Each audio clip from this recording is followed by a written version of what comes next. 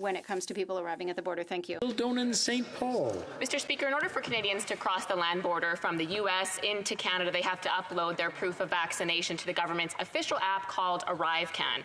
But this requirement has been poorly communicated, to say the least. Now, if you fail to do this, Canadians are finding out at the border upon returning home that they will be punished by their government with a mandatory 2-week quarantine, and there's absolutely no recourse for them. MPs have received hundreds of complaints about this, Mr. Speaker, and Canadians deserve reasonable accommodation at their own land border. When will they get it? The Honourable Minister. Mr. Speaker, I want to assure my colleague and all members in this chamber that this government will never hesitate to put in place the public health care measures which are required at the border to protect all Canadians, particularly now as we continue to learn more about the variant of concern, Omicron. It's absolutely necessary that we exercise an abundance of caution at the borders to protect everyone so that we can protect the progress that we've made thus far. And with regards to ArriveCan, I want to assure my colleague that I've spoken with the CBSA so that there's additional guidance to provide the opportunity for travelers to provide the information that is necessary on ArriveCan in person at the borders.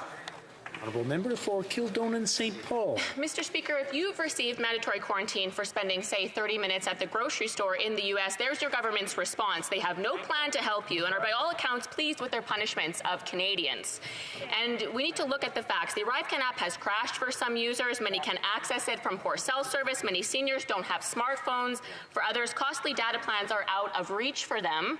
And keep in mind, all of these people are double vaccinated Canadians, and yet there's no recourse for them, and they're forced into quarantine because of poor communication from this government. Something needs to be done about this, and something needs to be done about it now. Exactly. And again, Canadians deserve reasonable accommodation. When will the Liberals start treating Canadians with respect, Mr. Speaker?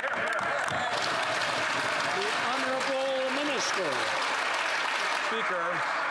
Mr. Speaker, I can assure you the best way to treat Canadians with respect is to protect them and to ensure that we are introducing the public health care measures that are necessary at the border in the wake of the variant of concern, Omicron.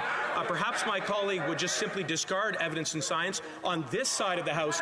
We use that as the North Star to ensure that we are protecting the health and safety of Canadians. We have done that throughout the pandemic, and we will continue to do so going forward.